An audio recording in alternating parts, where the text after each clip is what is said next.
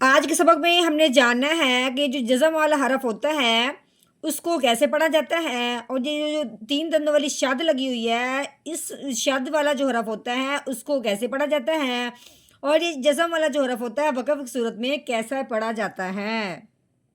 نحمده ونصلي على رسوله الكريم اما بعد فاعوذ بالله من الشیطان الرجیم بسم اللہ الرحمن الرحیم۔ السلام علیکم ورحمۃ اللہ وبرکاتہ۔ امید ہے آپ سب خیریت سے ہوں گے، انشاءاللہ جہاں ہوں گے ایمان اور صحت کی نعمت سے مالا مال ہوں گے۔ ہاں جی، تو آغاز کرتے ہیں ہم اپنے آج کے سبق کا دعاؤں کے ساتھ، تو چلیے شروع کرتے ہیں۔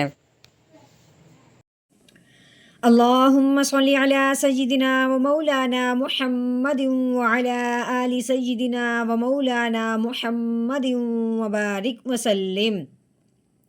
رب اشرح لی صدری ویسر لی امری واحلل عقدۃ من لسانی یفقہوا قولی۔ رب زدنا علما، رب زدنا علما، رب زدنا علما۔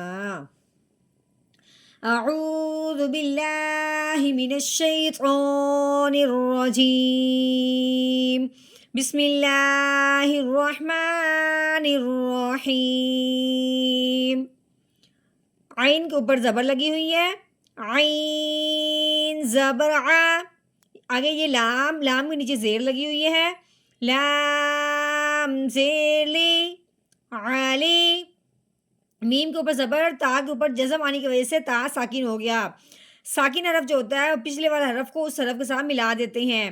اب ہم نے پچھلے والے حرف میم کو تا ساکن کے ساتھ ملانا ہے، تو کیسے پڑھیں گے؟ میم تا زبر مت علیمت۔ ہاں جی، نون کے اوپر زبر، فا کے اوپر جزم آنے کی وجہ سے فا ساکن ہو گیا۔ اب نون کو ہم نے فا ساکن کے ساتھ ملانا ہے، نون فا زبر نف۔ سین کے اوپر دو پیش لگی ہوئی ہیں، دو زبر ہوں یا دو زیر ہوں یا دو پیش ہوں اس کو تنوین کہتے ہیں۔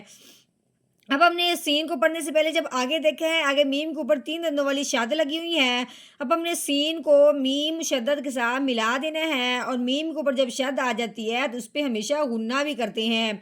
شادہ والا جو حرف ہوتا ہے وہ پچھلے والے کو اپنے ساتھ ملاتا ہے۔ اب ہم نے سین کو میم مشدد کے ساتھ ملایا، پھر میم کے اوپر شد آنے کی وجہ سے غنہ کرنا ہے۔ کیسے؟ سین میم دو پیش سم، سم، ٹھیک ہے، نفسم۔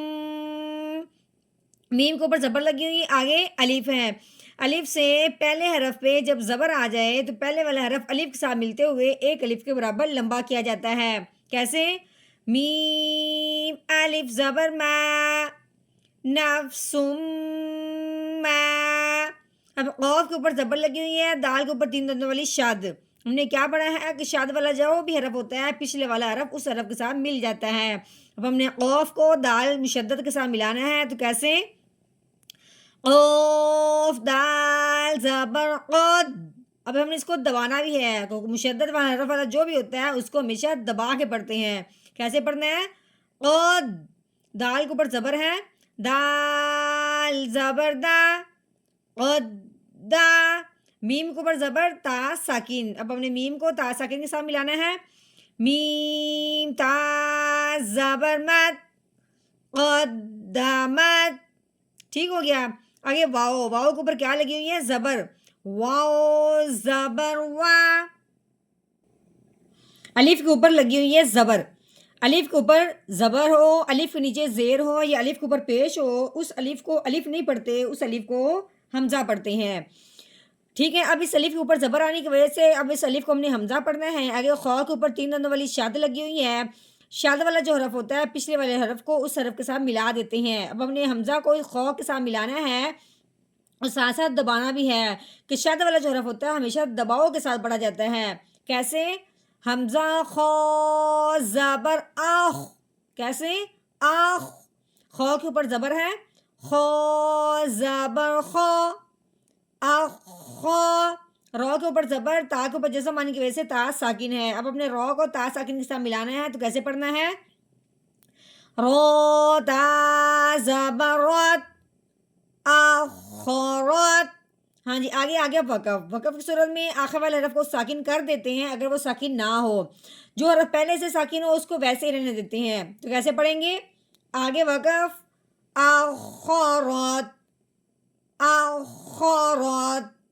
ہاں جی، اس مکمل آیت کا اب ہم نے کیا توڑ، اب ہم نے کرنا ہے اس کا مکمل جوڑ، یعنی کہ روانگی کے ساتھ پڑھنا ہے۔ تو چلیے شروع کرتے ہیں۔